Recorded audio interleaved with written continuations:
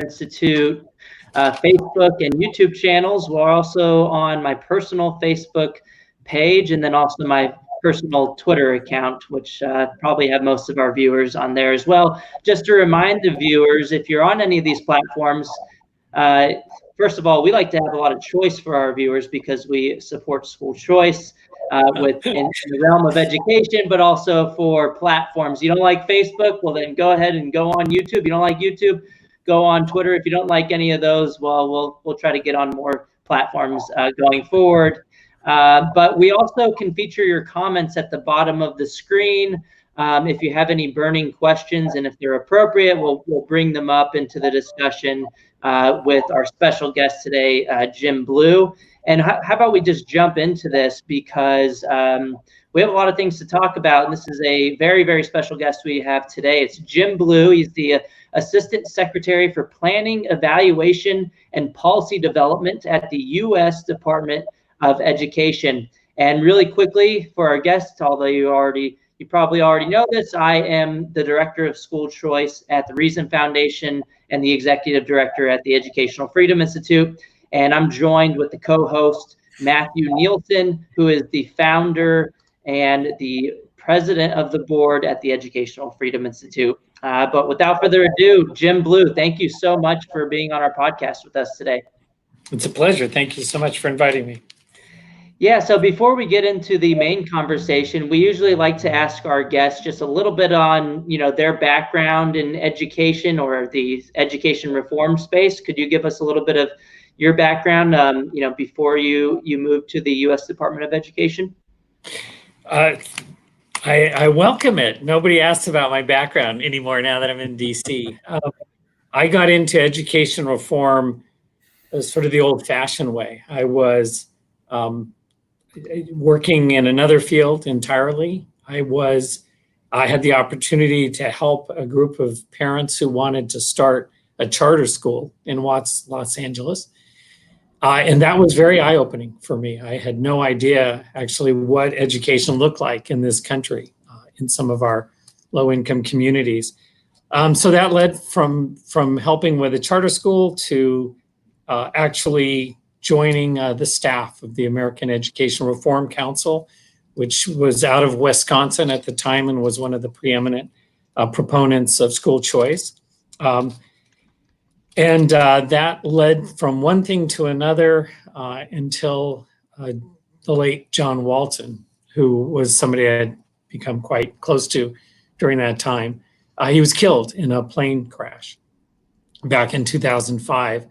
And soon after that, the family asked me to come in and work with their family to continue his legacy, which was all about improving our education system and often through school choice. Did that for about 10 years. And then when Michelle Rhee, the DC chancellor, decided to step away from the day-to-day work around school reform, asked me to take over the what was then Students First. It was a group that she had started to advocate politically for good policies.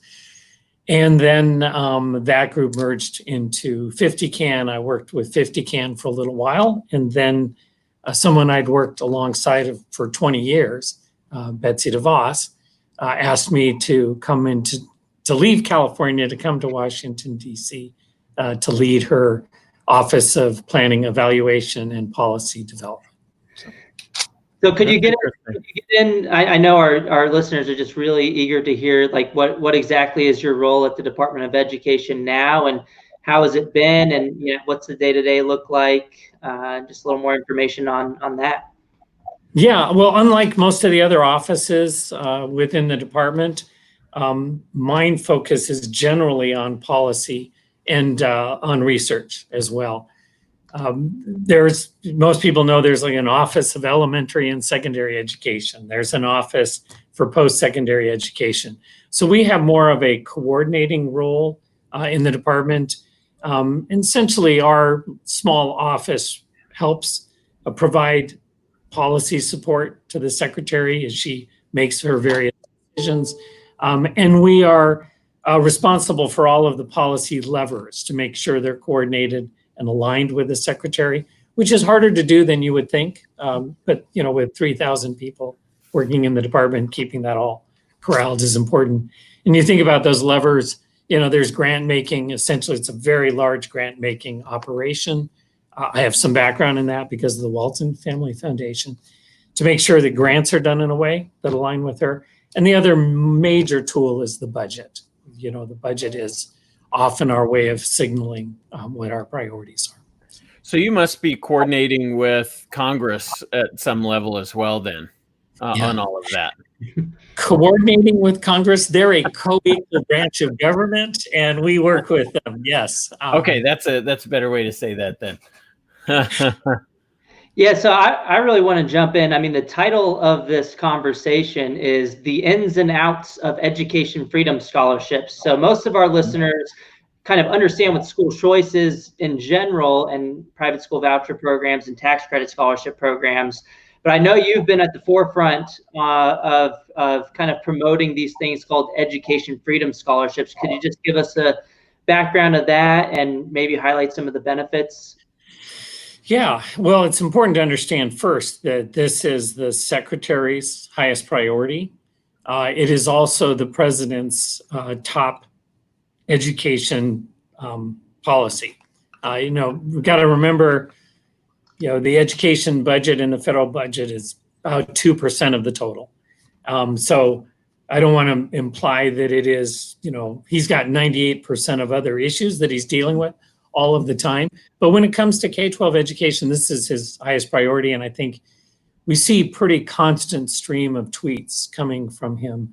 And it's because this is something that is on his radar. He believes it's very important to expand choice.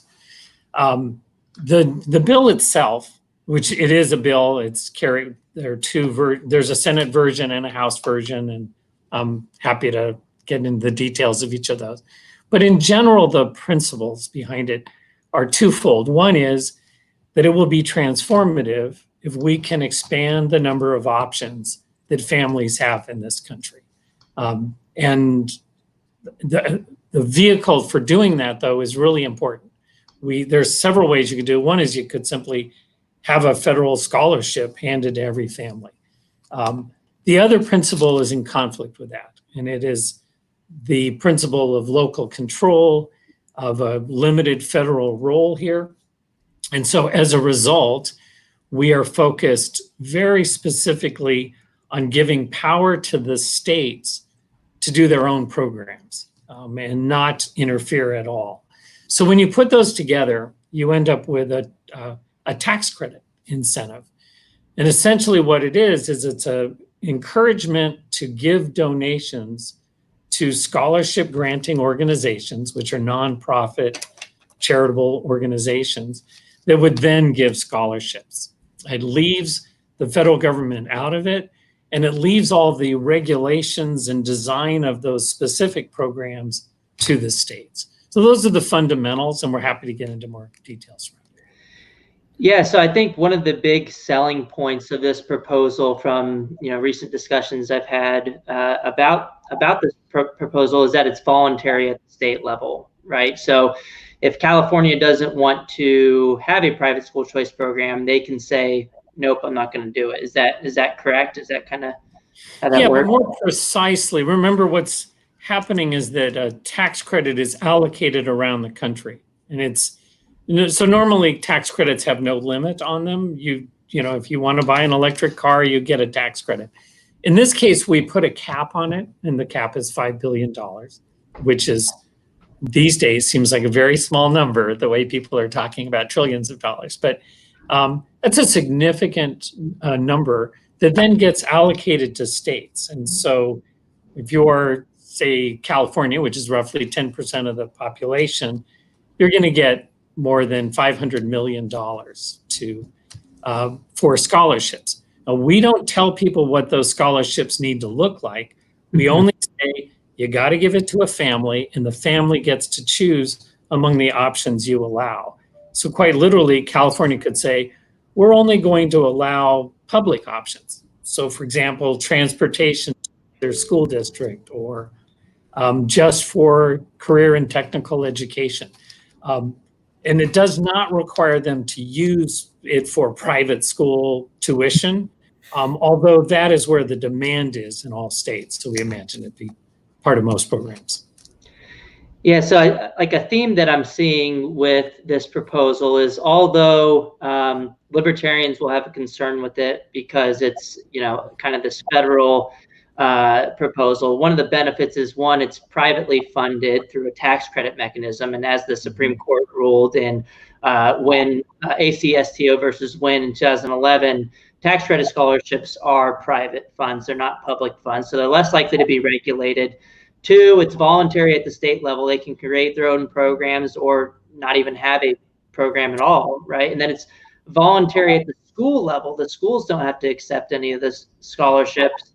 And then it's voluntary at the individual level. Families don't have to use the scholarships if they think they're overly regulated. So I think that's kind of the costs and benefits that the libertarian side of this is kind of seeing, that they're kind of concerned about the federal, but then there's all of these offsetting principles in this particular proposal that makes it, not seem as scary anymore if you think about all the. Well, I'm glad you raised that, because to me, libertarians should embrace this. It expands individual choice for families, and everything else about it is voluntary, as you just said. The states don't have to participate, the families don't have to participate, the schools don't. And that makes it a much healthier thing, because, if schools say, well, we don't like the program you set up here in our state, so we're not participating, then everybody gets a signal like there's something wrong with the way they've created it. So to me, it's actually, it operates much more like a market. Most importantly, like if donors don't like the program, there will be no funding coming in. So all we're doing is distributing tax credits, no dollars. This only works if they're donors. What are some of the major differences, Jim, between the House version and the Senate version? Can you tell us just high level? Yeah, the major difference is something I didn't even talk about. And Senator Cruz added I got disconnected for a second. Oh, you're good. Yeah. Good. So he added an extra $5 billion program for adult in career apprenticeships. We're not opposed to those. We actually never ran a policy process on it. So we don't usually talk about his $5 billion addendum. Okay. Interesting.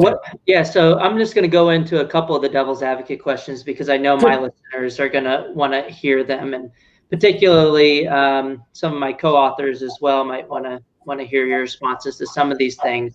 But some people might say, well, the point of doing it at the federal level is so that you can get blue states involved, like California and New York, who would have, those families in those states might not have gotten school choice without this program. But then on the flip side of that, because this program is voluntary, all those things that we were talking about, because the states have to opt in, it might be the result that you still don't get states like California and New York. And so I think some people might say, well, then why don't we just do it at the state level if that benefit isn't there at the federal level? Yeah. So putting aside the irony of imposing school choice on people, we actually thought that was an unhealthy way to go.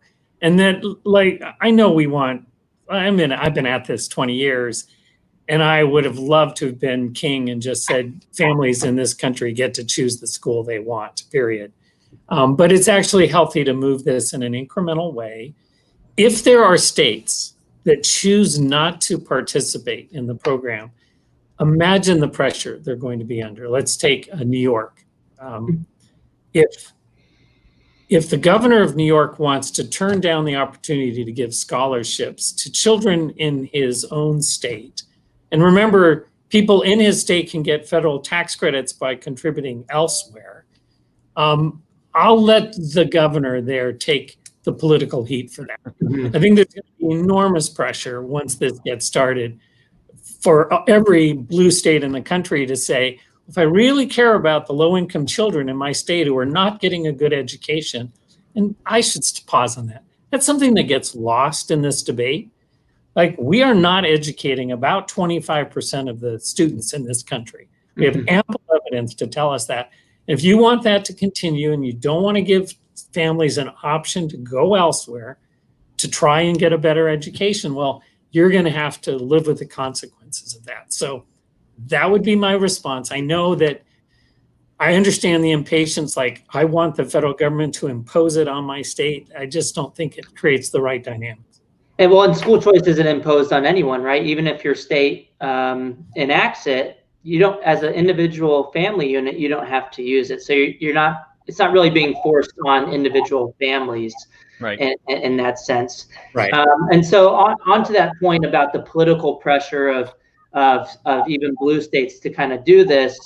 Some people have argued that, well, this proposal could turn out to be like the 21 drinking age, in that it's all voluntary and every state kind of opts in for that 21 drinking age in a sense, but also in a sense it's kind of not voluntary because of that pressure to accept the federal money, and then also that 21 drinking age kind of strings that are attached. What is your response? And that's why it's really important that this isn't money. I know that's a really hard concept because normally the federal government gives out dollars, but all we're doing is saying we're allowing X number of tax credits in your state. And so the first thing that has to happen is a donor has to decide, I like the way this state is doing this, so I'm going to contribute money to a nonprofit organization who then gets to give out the scholarship. It's a very different dynamic than some of the ways that, like even Title I dollars under ESEA, there's this constant threat that we're going to claw back those dollars if you don't do it the way we want you to.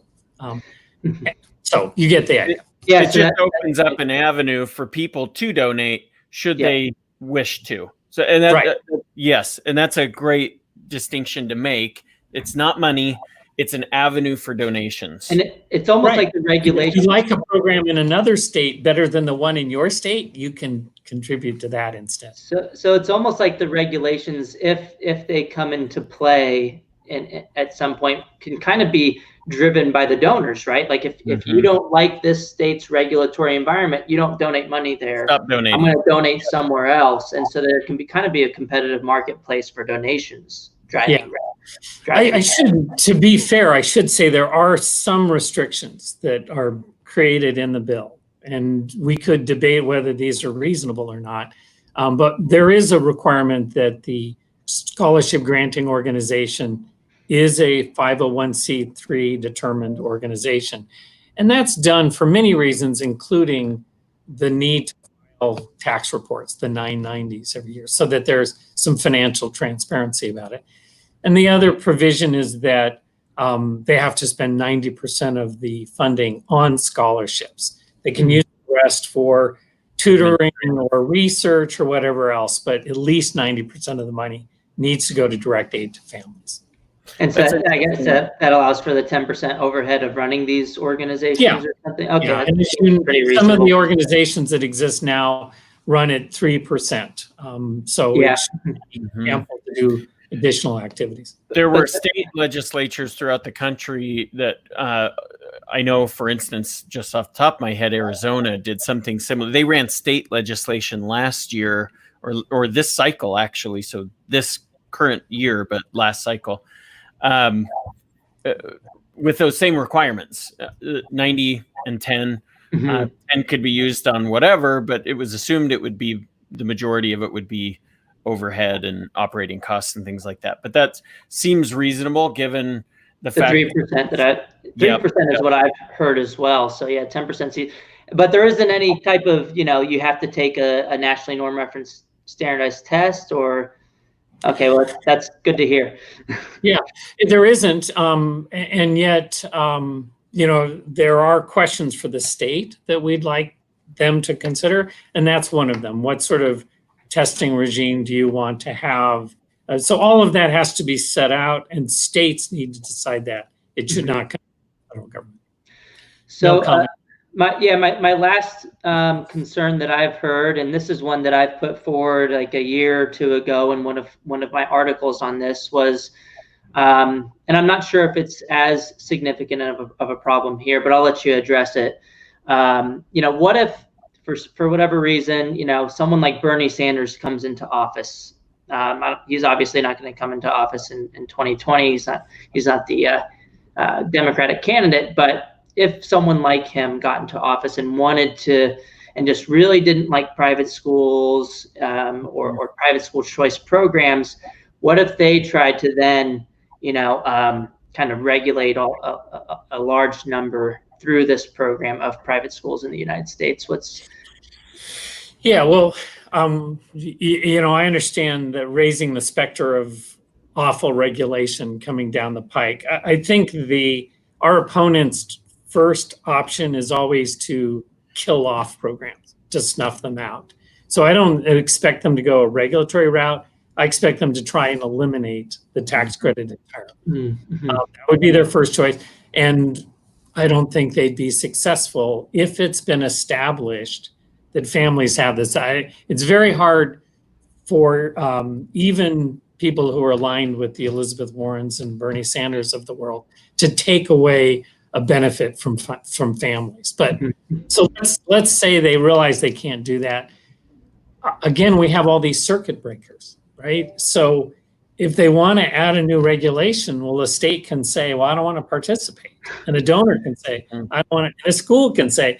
And so I don't think we really have a purchase point, a place where they can say, we're going to do that to drag this down. Believe me, we've thought this through.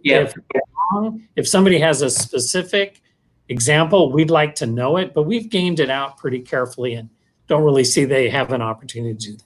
Yeah, and I think, the more I think about it, if that is a concern, but, if Bernie Sanders really wanted to, or someone like him who opposed, private schooling, if they wanted to regulate private schools in the future, they could do it through some other means without even using, because a lot of private schools in the U.S. accept federal funding already. So they could probably do it through some other mechanism if they wanted to regulate. So it's not necessarily a school choice program issue. It's just it's a fear that can exist with or without this program. Right. Let's see if we have. Okay, last concern. Then we'll. There's a lot of devil's advocate questions, but I think you're handling them very, very, very, very well. These are great. Yeah. The last one is we've heard from some organizations that it could just further complicate the tax code if we introduce kind of this tax credit scholarship at the federal level. And is that a problem? If not, just kind of. Look, and I appreciate this point of view. The tax code is already bizarrely Byzantine, right? And to add yet another one, our pushback on that is we have a serious problem in this country, and it's what I alluded to already. We are not educating our children. We do know that providing choice and competition is a very sure path toward improvement. And plus it instantly helps families who can do, as well as help with the larger systemic issues. So that's why we say, well, when you balance out the lives of all these families and children versus a $5 billion tax credit, we came down on the kids are more important.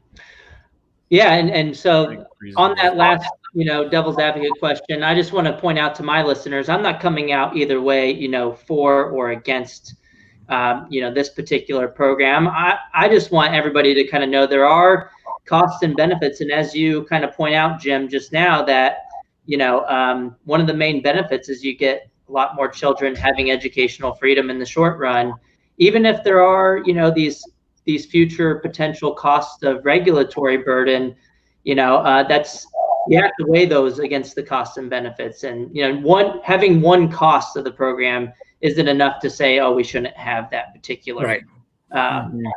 So I think it's, we've had a really good nuanced discussion. The only other thing I would add to that, Corey, is that you could say we should just let states figure this out themselves and do their own tax credits. Remember that 90% of the money that's going into local education is from the state and local revenues. we just decided to be more activist than that. We could just sit on our hands, but Secretary DeVos and I have a long history in promoting school choice, and we came here to do something. And I think the Secretary figured out a way to do this that does not upset the local control, the state control of these issues. So on that, what are your thoughts on these bills going through either just straight through the legislature, or I've heard there might be some other ways to do it through stimulus funding? Do you have any kind of thoughts on how likely this is to happen? Or yeah, we look for opportunities to get this done. We have a new problem that more and more members of Congress are realizing they have to address. So there's been a lot of talk about the needs of the traditional public schools and how they're losing revenue, and that there needs to be essentially a bailout of them that's going to continue. Our argument is that the options that are out there beyond the traditional school system, public charter schools and the private schools, need similar consideration here. And so this is for us an opportunity to be talking again about the importance of an education freedom scholarship approach. And we could talk about charter schools too, and they're important, but they're a smaller segment than the private schools that are serving low income and middle income working families in this country. And so we're hearing already, there are more than 100 private schools in urban areas that have already announced they will never open again because of the economic impacts from the pandemic. We need to control that number to keep it as small as possible. You probably know there are about 6 million students in this country who go to private school right now. Some of them go to elite private schools, that maybe there's 500,000 of those. But the most of these are like working class private schools, often faith-based schools. And we need to figure out a way to get aid to them through families so they can continue to exist. And that's why, it's being talked about from our perspective, maybe not others, but from our perspective, it has to be part of the discussion around any further stimulus or bailout of schools. So can we just stop right there for a second? I want to talk about, I want to make it clear to our viewers and our listeners, the scope of this issue. Corey, you just had that up from the Cato Institute, talking about private school closures. Jim, you mentioned about 6 million kids across the country are attending private schools. Maybe we just give our viewers a little more statistics, some facts and figures here, so that people understand what the scope is that we're talking about. Because of course we know the majority of kids are attending public schools, district schools, right? We know that that's the case, but about 1 in 10 kids across the country are attending a private school. And that's not small. That's a big number. So we should talk about that maybe a little more. What are some other facts and figures that our viewers? Look, let's just, this is not the disaster scenario, but it's not hard to imagine that 1 million of those private school kids they won't have an option to go to private school anymore. People aren't thinking through where those kids go, right? They're going to go back into the traditional public school system, which is already complaining about money and about the facilities. Like, we don't have enough space to educate. So the impact on the traditional system is going to be huge if they see an influx of 1 million students. And by the way, you kind of quickly do the math, the average expenditure per pupil in this country without facilities is about $15,000. So you're at $15 billion of additional burden on the traditional system if something's not done about this. And what's average tuition for a private school across the country? Or there are different sectors, but you may know right off it's around $6,000 to $8,000. Yeah, so it's significantly less for private schools. Even if you look at the most recent 2020 school year, it's at least 22% less than what we're spending in the traditional public schools in the U.S. And I also want to point out that, the COVID-19 kind of lockdown kind of highlights the need for this as well, right? Because a lot of school districts, they're either not providing virtual education for their kids. You have Fairfax County only giving a couple of options to families in the fall. And, some of the school districts that were providing virtual learning just weren't doing a good job of it. And I think a lot of families are seeing this and saying, why can't the money follow my child to where they're getting an education, whether that's at home or at a private school that actually has a strong incentive to provide a really good virtual education for my children. Yeah. And so, the only thing I'd add to that, Corey, so a lot of people in the DC area live in Fairfax County, which completely, although it's one of the best resourced public school districts in the country, they completely fumbled a move to distance education, remote learning and instruction. And meanwhile, the private schools in the community all stepped up, and as the secretary says, students can and should be learning during this time, but it was only the private schools that really delivered in Fairfax County. And that's a pattern across the country. The reports we're getting back are that about 2/3 of schools, children, their teachers and districts didn't even try. They just gave up and said it's too hard. Yeah, I mean, that makes sense from a competitive standpoint, that private schools know, as we pointed out at the Cato website, tons of them are closing. They know if they don't provide a meaningful, transition here, they're done. They lose their customers, they lose the funding alongside those children. Whereas a lot of the times, if you don't have school choice in an area, then the funding remains in traditional school, even if your traditional school doesn't adapt effectively. So I think that's a huge thing to point out. And another thing that happened recently, well, just a couple of days ago, was the Supreme Court decision, Espinoza versus Montana versus Department of Revenue, essentially reversing the ruling of the Montana State Supreme Court, which nixed their tax credit scholarship program in the state. And they did so because of there were some religious schools that were getting some families. And I think the ruling at the U.S. Supreme Court in the Espinoza case was based on the free exercise clause, that you can't, if you're going to have a school choice program, you can't exclude religious schools and families from being able to use that program. Do you think this?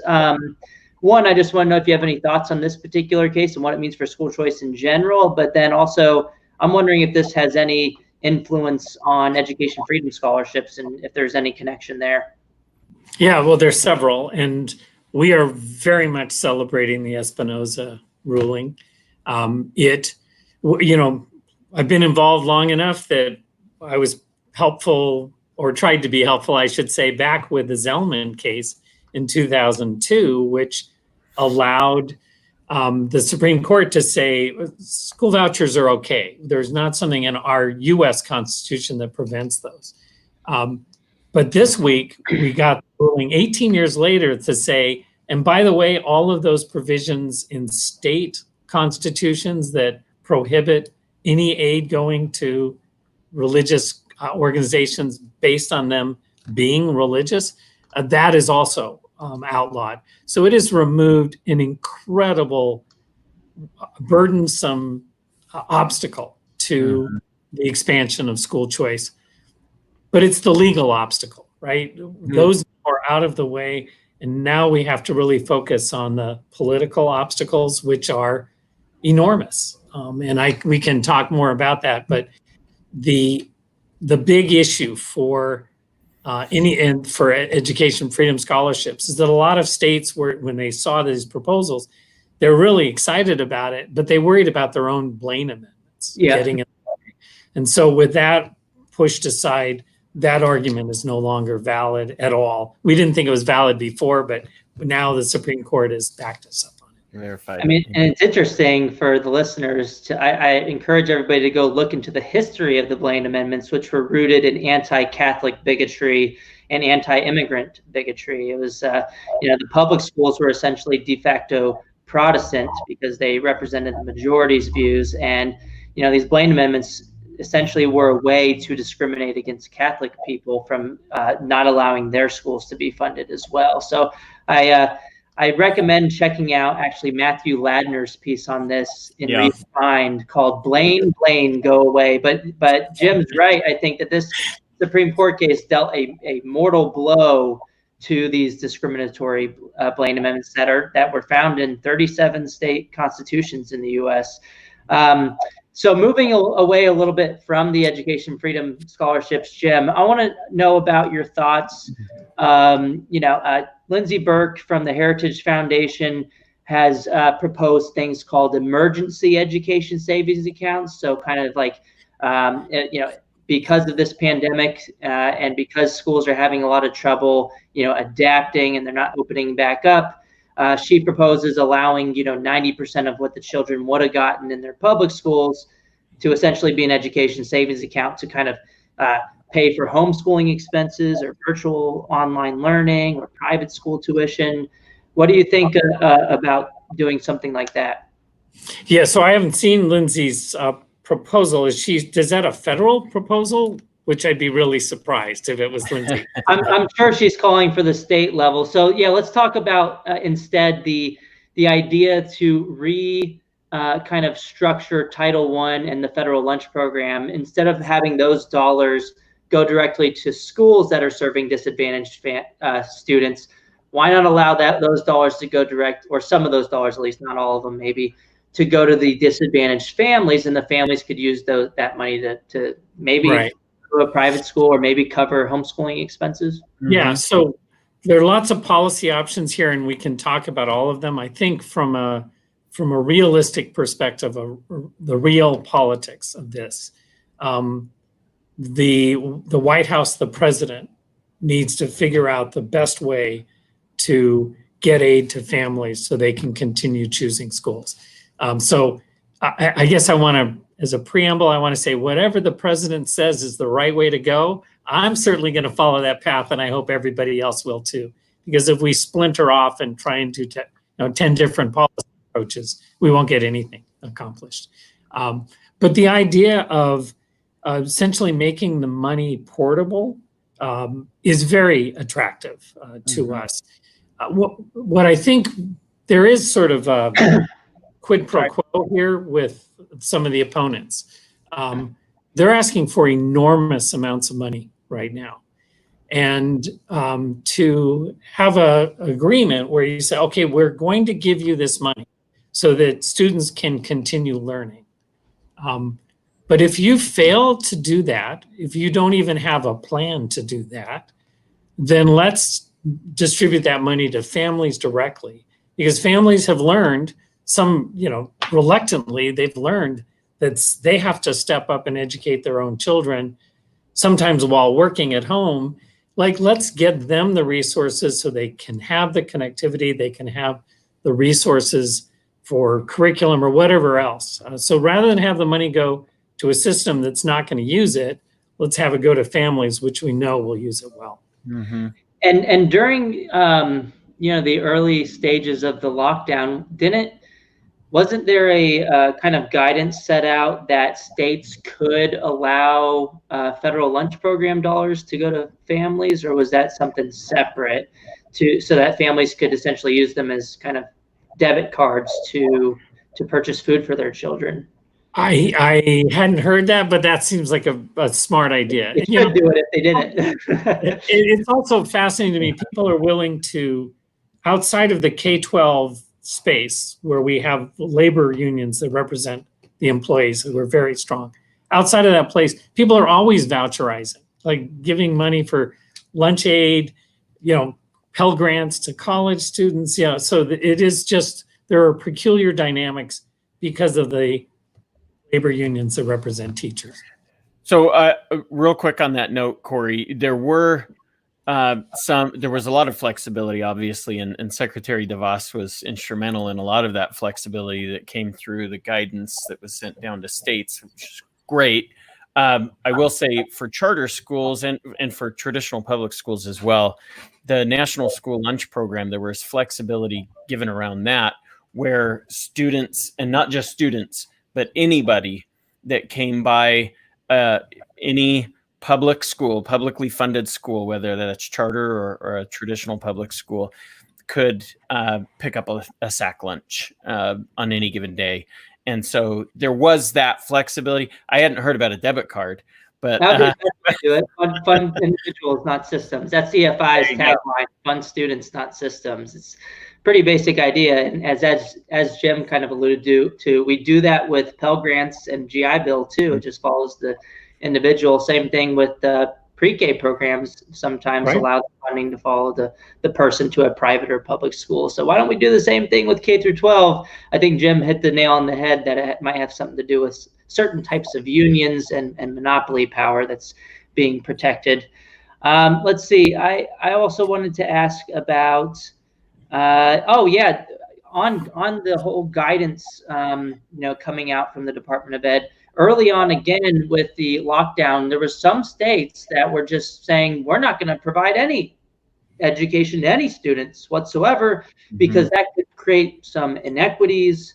I think Seattle comes to mind as one of the locations that were doing this. And they were citing the Individual Disabilities Education Act, IDEA, federal law, as kind of an excuse to not provide any learning services at all. So, Jim, can you go kind of over that, the guidance that you guys put out? Yeah, look, and the secretary was true north very early on in this one. It's like students can and should be learning.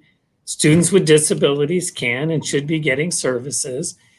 Please, the reason you have local control is so you can figure these things out. We're not in your way. You must figure it out. And that came through in several different versions of our guidance. I do want to point out, we're like already, in spite of these requests that we get billions of dollars into the traditional system, we're also hearing another whole conversation about how teachers can't go back to work this next fall. And so we got to bring these together and make sure that if there is money going out, that there is actually learning going on in our schools across the country.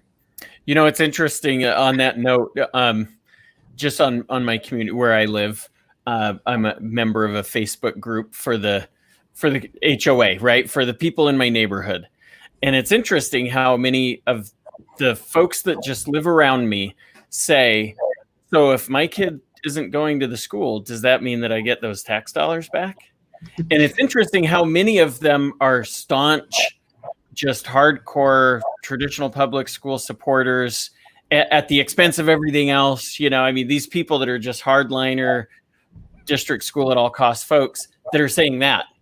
And so to your point, I think that's really interesting how widespread that feeling is, we all want to go to school. We all want to get paid, on the first day of school, but we don't want to go back to school necessarily because of the risks. And there are a lot of factors at play there from different segments, right, throughout society, the stakeholders.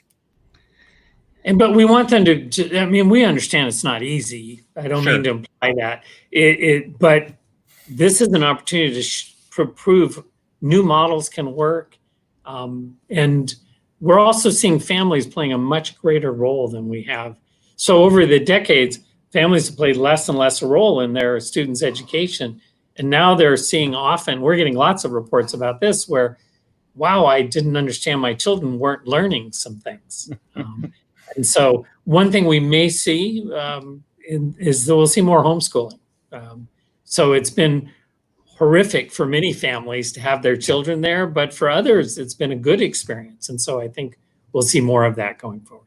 Corey, what was that? The website got so many hits that the page went down. You tweeted about that. Oh yeah, this was North Carolina's government website. In North Carolina, you have to go onto the website and put a letter, issue a letter of a notice of intent or something to homeschool your children. And the website shut down last night because there were so many families pushing, just kind of logging onto the website because they want to homeschool their children.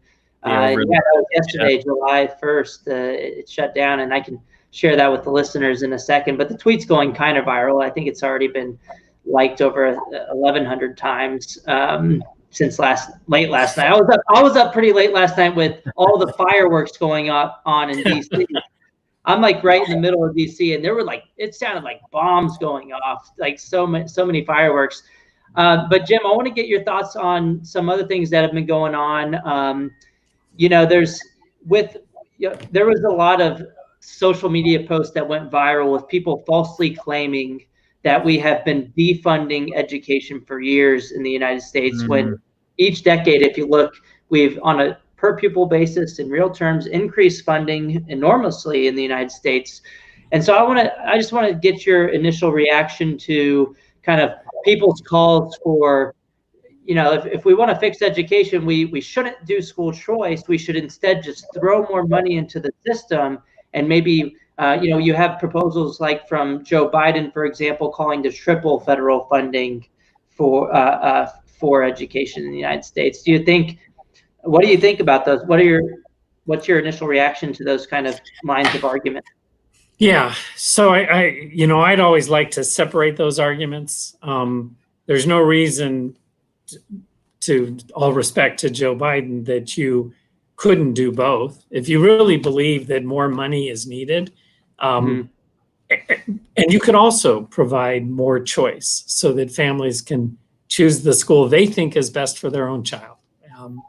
And there was a time Mr. Biden in particular seemed to be talking that way.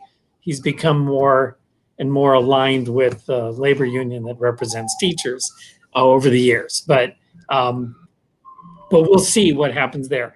I think you can have an empirical question about whether more money helps improve education. And from 36,000 feet, this is what we know. The amount of money we are spending per pupil, adjusted for inflation, has more than doubled since 1983, when the original movement started. Every measurement we have of student achievement has been flat during that period, in spite of that increase. So there should at least be a question about, is there something fundamentally wrong with our system that it could absorb a major input, money, not produce better results? And so what I would always challenge people who are talking about how much more money we have to, that's a perfect chart to capture that. From a global perspective, the money hasn't improved achievement. I have to pause for just a second, though, because that often gets interpreted into I don't think schools could use more money. I actually have personal experiences of watching charter schools that are under-resourced. They're getting 70 cents on the dollar to the traditional system. When they get a little bit more money, they do improve student achievement. So there is something about the way our large government monopolies are working that does not lead to better outcomes. And that's what people should be looking at, not how much money they can feed them. Right. It's not that money never matters in education. It obviously can and obviously does. But I think kind of what you're saying, I don't want to put words in your mouth, is that incentives matter too. That if you have a strong incentive to spend that money wisely, well, it's more likely to matter, right? I think most people kind of can get behind that idea. Matthew, you have any other questions? I know I've been kind of monopolizing on the time with. Yeah, you have. What's your deal, Corey? Jumping in, man. No, it's good. This has been great. And we actually, Jim, this is going to be a little shorter podcast this time around because Jim has another meeting to get to, and we want to be respectful of his time. But maybe we can just wrap up really quickly with some parting comments, and then we'll let Jim be on his way. But before we do that, I want to just thank you for taking the time, Jim. It's been a little bit of a long road getting here, and we apologize for the scheduling issues that have led to this. But this has been great, and we sincerely appreciate the time that you've given to us today for this. Well, and I really appreciate the opportunity. We don't normally get to have a lengthy discussion. I'm supposed to talk about this in 30-second bites. So yeah, the opportunity. Right. Yeah. So anything, I don't have anything in particular. It's just, I'm just grateful for the opportunity to share you and your thoughts and your perspectives with our audience, and I'm sure that they appreciate that too. So what do you have for us, Jim? What do you think our viewers should know? Any hot button issues that you want to address in the last couple of minutes that we have? Yeah, I would just ask people to watch what's happening around the fourth stimulus package very closely. The numbers we're talking about, just to put it in perspective, the entire K-12 system, it appears used about $860 billion last year. The amount of money we're talking about coming from Congress now between facilities is a third of that total.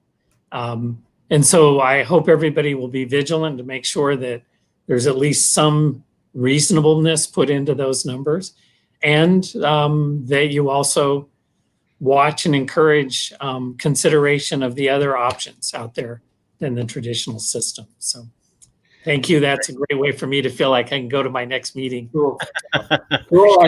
Again, thank you so much, Jim Blue. We're so happy and we feel so lucky to have you on our podcast today. And I know our listeners, benefited a lot from this conversation with you. So again, thank you so much. And thank you to everyone watching. As usual, this is the Educational Freedom Institute podcast with Corey DeAngelis and Matthew Nielsen. And today's special guest again from the U.S. Department of Education was Jim Blue. Thank you so much, and we'll see you next week.